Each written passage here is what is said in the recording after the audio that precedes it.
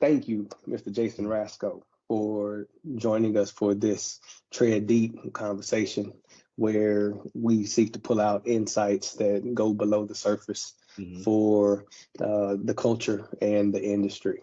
So, without further ado, let's get busy. Who is Jason Rascoe?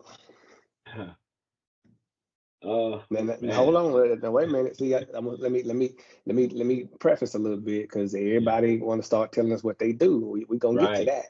No. I'm asking who is this man, Jason Rascoe? yeah, I get that. My, that's a question I had not considered, but firstly, let me say this: I know I'm a man of character, and I have to be. I'm a father of five and a husband, so I know my character has to stand strong for more than just me. So I understand that. I think above all, if you would ask that question, I'm a servant. I'm just a servant, and I make sure that the people around me have what they need in the capacity that I could give it to them, without definitely without overstretching myself. So that's the best answer I have to that. I'm just a servant. Man, a servant with character. Lord knows we need more of these. Yes, sir. But Yes, you sir. got five of them at the house on I their do. way. I That's do. awesome, man. I Yeah, forgot we have that in common. So exactly. Yeah. yeah, we adopt too. We got every team needed. We Oh, got yeah. football, soccer, everything covered. Oh, yeah. Oh, yeah. That's excellent, man. Well, look, let's get into the doing. All right. Okay. So I'm gonna assume because I don't think I've talked to one person who who chose to get into fleet Right. um, based off of a childhood dream. Mhm. So my question for you is, how did fleet find you? Um. So, okay. So it's really crazy. My buddy, Shannon. He was a mechanic, and I was just so enthralled with him and how he could fix vehicles. And Mhm. I would always go to him. And then one day he told me, like, Jason, we done did these vehicles too many times for you not to know how to do it. You just got to get out there and do it. And I did. I got out there and I just did it, and I absolutely love the feeling of accomplishment. And Mm. then when I started to do it for other people, I began to love the feeling of accomplishment when with their vehicles, and them coming in with a problem and leaving without that problem. You know, and Mm. From there on, I just feel like God just really carried and directed my path, because every place or every company I went to thereafter was a step up, a step better. And I was able to see where I was able to learn from and do, from that last company I was with. I mean, the mechanic field, it's rare to start somewhere and then retire from that place. The Mm. mechanic field is tough. But like I said, I fell in love with being able to accomplish problems. And Mm. from there on, I came into Fleet when I was with the Detroit Fire Department, Okay. and just I became an EVT, and one of the first in the city ever, which also entitled the building of, the making of, the measuring, just every piece of a fire truck, because every fire truck is like a fingerprint. Honestly, they're all different. Mm. So when I got into the management side of that, and the fleet maintaining of that, it just opened up a whole new world. Here I am thinking I was going to be a mechanic. Yeah. Yeah. Wow. Okay. And how long have you been in the game? Uh, Mechanic or fleet or No, both? just period. Yeah, just period. Just about 20 years. Okay, so Yeah. so you and well and please tell us what your current role is. So my current role is fleet manager and purchasing manager at Rose Pest Solutions. Okay. So and I ask that because you have a full journey here, Yeah. right, over the last 20 years, and I did not know that you started as a technician. So Hmm. you've really kind of, and I don't want to say climb ladder, but Yeah. you've journeyed really from getting hands dirty to Yeah. maybe not as dirty. Absolutely. Absolutely. Okay, man. Okay, that's wow, that's encouraging, man. Okay, so how did you get on with Yeah, how'd you get on with the fire department? So I always keep my resume out there. Always. A buddy from college that I went to for automotive, he was actually with the fire department, and he kind of told me they were hiring and brought me in or helped me get in. But they were able to see my resume online and able to say, hey, yeah, this is what we really like. So the cities are always hiring in some aspect. So that's how I was able to get in. Okay, man, that's phenomenal. And how long did you stay with the fire department? I was with the fire department 5.5 years. Okay, okay. So when you departed, did you then go into another role or something similar, or Well, yeah, no, how did, go ahead, sorry. yeah, I'm sorry. No, when I departed there, I came right here. Like Okay, I said, with the fire department, I was on the floor and I was kind of, managing the fire department side of things. So let me say, as an EVT, you get about 4 to 5 books, emergency vehicle technician, you get about 4 or 5 books that thick, and you literally have to know what's going on with each fire truck. Okay, because okay, it's laws to those fire trucks that just cannot be broken. So knowing those things as opposed to just a vehicle coming in and I'm fixing the brakes, you know. hmm But I have to know if I'm going to put this piece on this vehicle, it's on this fire truck, it has to meet regulations. So right. things like that brought me into the whole management side of fleet to where I wasn't just repairing things, I was now dictating things, you know. Okay, okay. And that segue really into my next question. Okay. Everybody seems to read my mind when we do these Okay. interviews, these conversations, man. But yeah, I mean, you just kind of gave a soft intro to really kind of how you began to transition from your beginnings, being on the shop floor, Yeah. to the management side of things, and how you began to acquire those learnings. But obviously, you're now at least 15 years into being a fleet manager. You know, what what sources, what resources do you consistently lean on to deepen your management knowledge? So I never okay, complete night and day when it comes to the mechanic field and camaraderie to when it comes to the fleet field and camaraderie. I mean, the mechanic field is unnecessarily competitive, and Mm, it doesn't have to be. So gaining knowledge on that side is a whole lot of hands-on experience. Whereas as soon as I came to the fleet side, there was a strong welcoming from everywhere. So as far as how I do what you ask is really through people like you, just mm, communication. Hey, I don't understand XYZ. Can you explain it to me? And the more that you do the hands-on work of fleet maintenance and management, and the more that you reach out to people and just be open and transparent. I mean, I'm not worried one bit to tell somebody I understand this, but I don't understand that. And you'd be surprised how many people actually just want to pour out their knowledge to somebody that'll listen. yeah, man. That's you talk to people in fleet, and it probably sounds incestuous, right? At some Mhm. level, if you're from the outside and you just haven't been in this. But and there are obviously challenges, some of which Mhm. we'll likely address here in a little bit. But I think all in all, it really is an industry full of well-meaning people, man. Yeah, And you hear terms like, the fleet family, or other, exactly. sentiments being tossed around. And I think what you're explaining really, really lends to that, and Mhm. why people speak of it that way. So that's good to hear. So listen, world, if you're in the game, you are not alone. Oh Ask yeah. somebody, Oh yeah. right? And if you're not in an industry where you feel supported, or you feel like you're just having to compete every day of Mhm. your life, consider this fleet world. Absolutely. So being such a tenured pro, I know that there have been many technologies that you have probably tested, seen, leaned on. What technologies have you found to be the most effective for operational excellence? Telematics. Telematics would be the most effective. They handle that telematics handles the things that I don't have to become a master in. You know, Mm, I don't have to become a master in tracking fuel if I got a good telematics company or geofencing. You know, I can let the pros in that department be the pros in that department and just utilize the company for what they're for.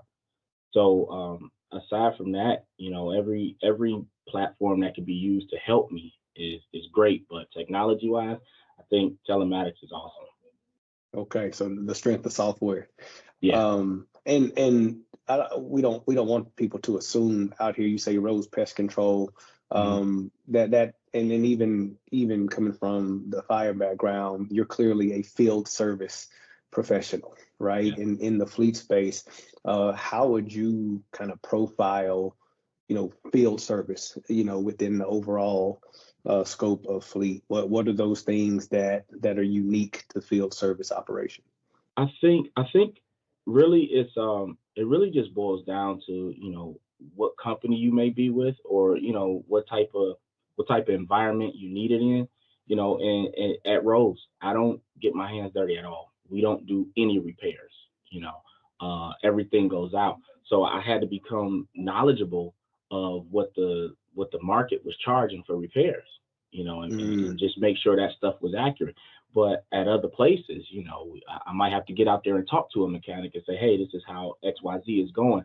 So I really think as far as like field operations, it really boils down to where you are or who you with, but a lot of it is common to us in the fleet industry. Um, but yeah, it could be technical. I mean, some guys I speak to, they wait, you got an office, and it's like, bless God, I got an office. So it's different. they don't play you soft, do they? Yeah, yeah, they try. They try. They try to Oh, this explain to dude, me how this to fix everything. like, this dude ain't got no stains on his shirt. Like what? I'm uh, humble. I'm humble. I listen. All right. Oh, really? Okay. You yeah, know. yeah. But I mean, how helpful is your background as a technician though when it comes to even having those Yeah. conversations? So it's very. So when we do vehicle acquisitions, um, you know, I think I tend to go deeper than just what the numbers look like. I also go into, well, I know that these vehicles have a good resale value because of the repairs. I know when a vehicle is easy to repair, and whatever repairs we have is going to save us money in the long run. Or I know if this vehicle has, perfect example, the Grand Wagoneer. I love them.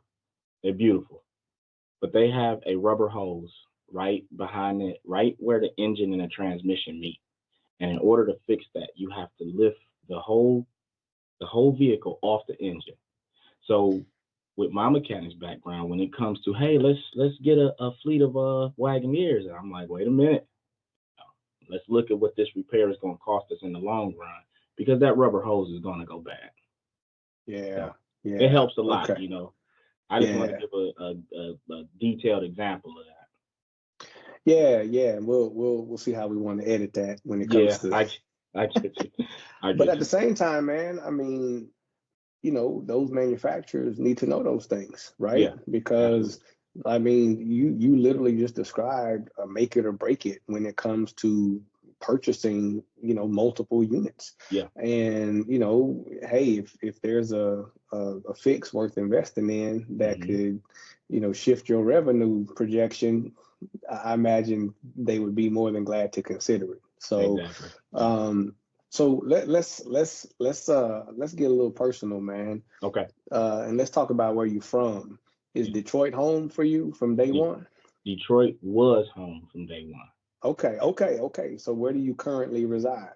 So I reside in Warren, which is probably about 5 miles out of Detroit, so not too far from Okay, it. Yeah. okay. So you still in the greater area, Yes. the Yeah. the, the metro. Okay, Yeah. okay. So a lot of people see the city as having this prior glory, Hmm. and is now somewhat in a state of hopelessness. Yeah. Being from Detroit, still being near, Hmm. what's your perspective on that?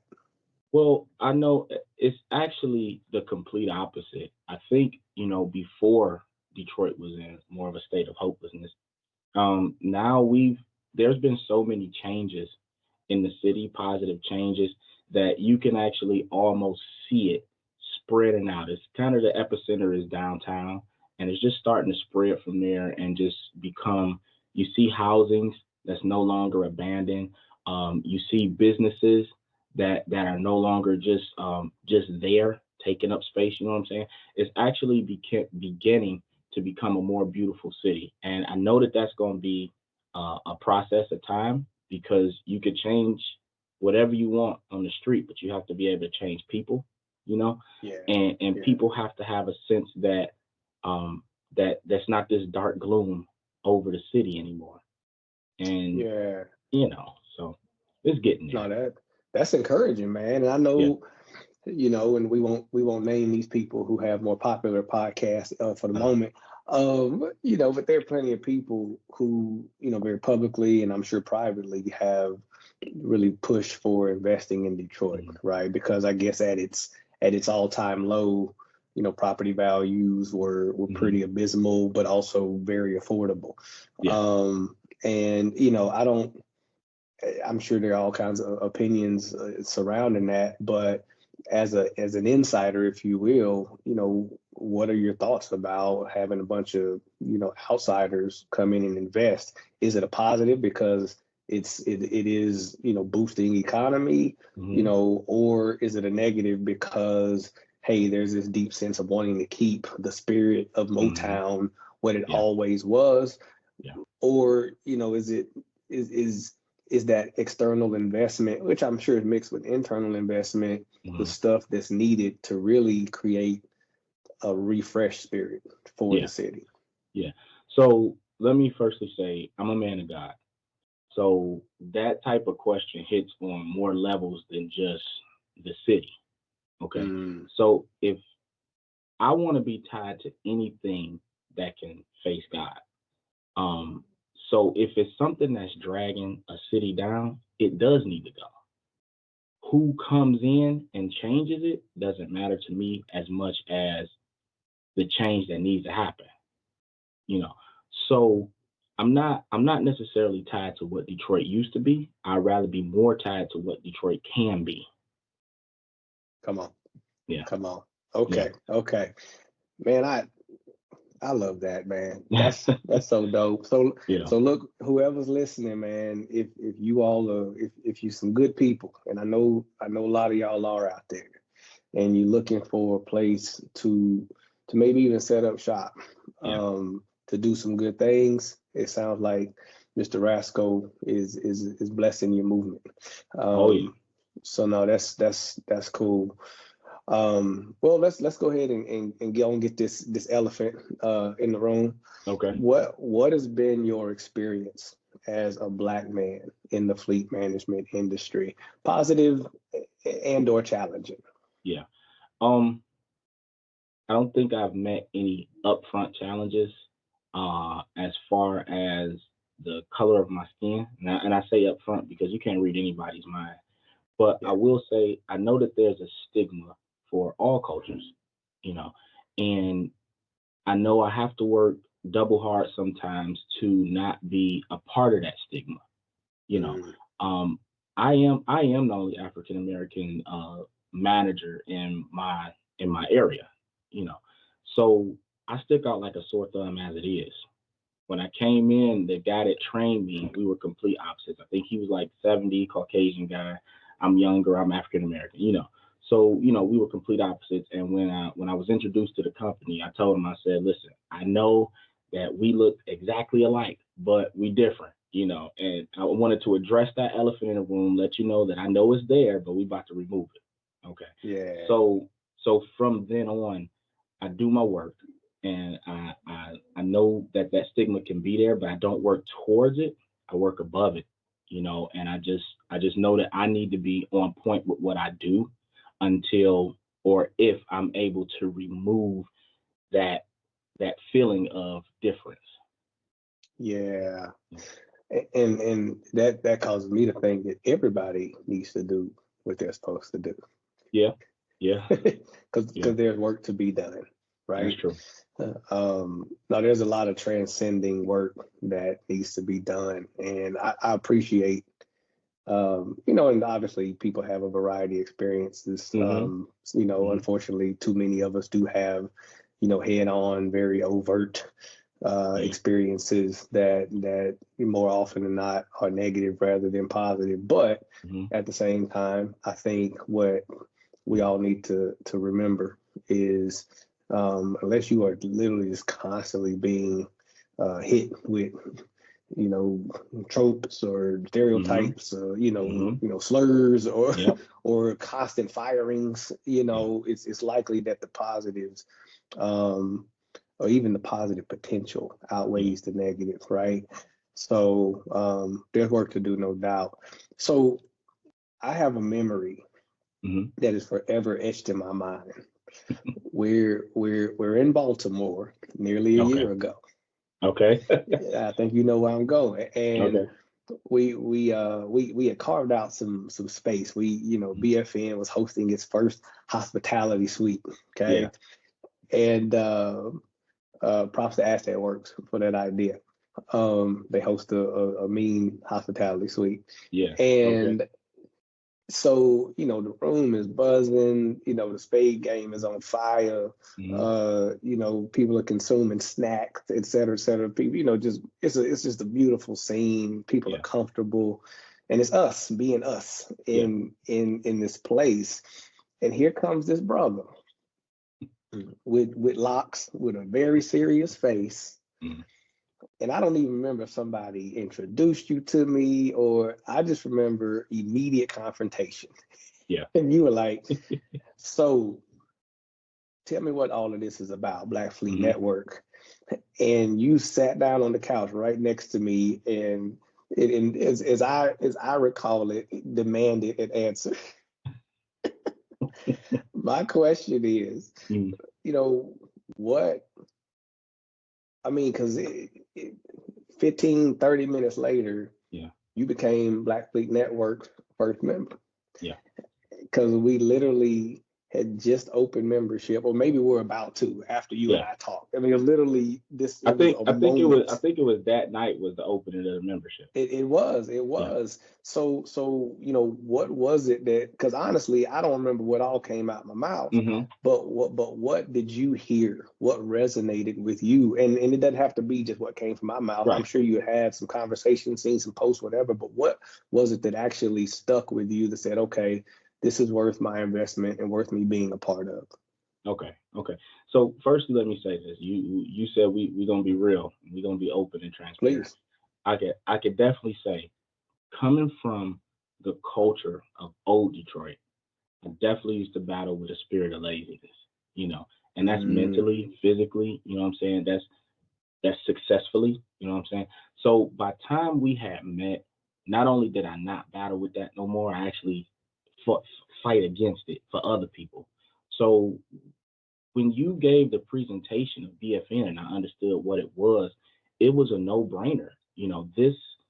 This facet of fleet is unknown, and the things that you are doing, not trying to do, the things that you are doing with introducing our culture to fleet and introducing fleet to our culture, it don't take much to hop on board if you're serious about certain things, So if you consider the things we sign up for that we don't even want to be in, compared to the things that could actually make a change, it didn't take much.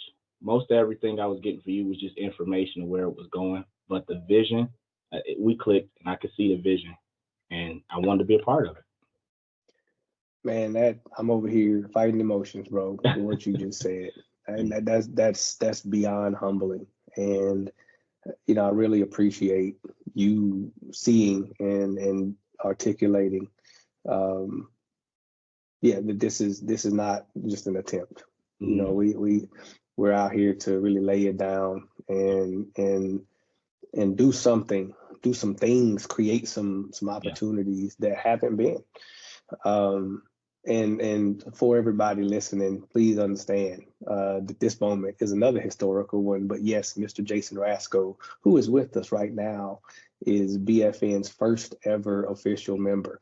So his name will forever be sealed in this movement. So, whatever the Lord, allows this to be 50 years from now, we need to have a plaque of Mr. Rascoe somewhere. I mean, by that time, it will probably have a nice, dope headquarters somewhere, right. or a few, I so believe it. yeah, we may do one of them old, big paintings of you with, I love it, my man. Yeah, man. Yeah. So look, for other Black men who have yet to connect with others, who understand the cultural experience within the fleet space, what encouragement would you extend to them? Come out of the shell that we've been taught to have and open up, okay? Because fleet is metal, it's vehicles. They can only hurt you if you let them. It's not always dealing with people, it's dealing with vehicles. And I think we are greater than metal. I know we are. We can outthink it. So open up, invite people in, learn, and intend to go as far as you possibly can, because who knew that the fleet world was this wide open? So open up.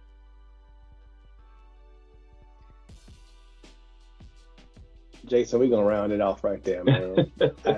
I couldn't have asked for better. We appreciate you. Absolutely. As a man, as a committed husband and father. I've personally had the pleasure of interacting with your wife a little bit via email. Actually, we talked on the phone. Yep. She's a sweet lady. I'm sure she does some putting up with you like all of our wives do. Of course. Yeah. But no, man, the kind of light that you are, I think more and more business is personal. And the statements you just ended with, I think, actually speak volumes toward that. There's metal and glass and various fuels involved, software and all of that. But that is very minuscule in comparison, or really in contrast to who we are as human beings and the potential that lives within us. So thank you for exercising your potential, for making a choice long ago to outpace that spirit of laziness and get to it and be a stellar man and manager and ambassador for the culture and for this space, man. We appreciate you, Jason. Absolutely. And let me say, I really appreciate everything that you do, for me personally, and just for this field. You know what I'm saying?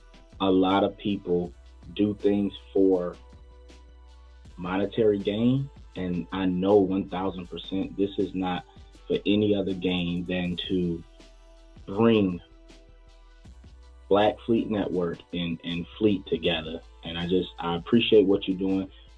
I don't know if you know just how much you're out there. You know what I'm saying? I don't know if you know the name that you're creating and just what's being put out there. It's a beautiful thing. And I don't think you need encouragement, but you got it. Because don't stop, man. Whatever you do, don't stop. Oh, thank you, Jason. Yeah. And if we can, man, a quick shout out to Lauren Fletcher and Work Truck Magazine.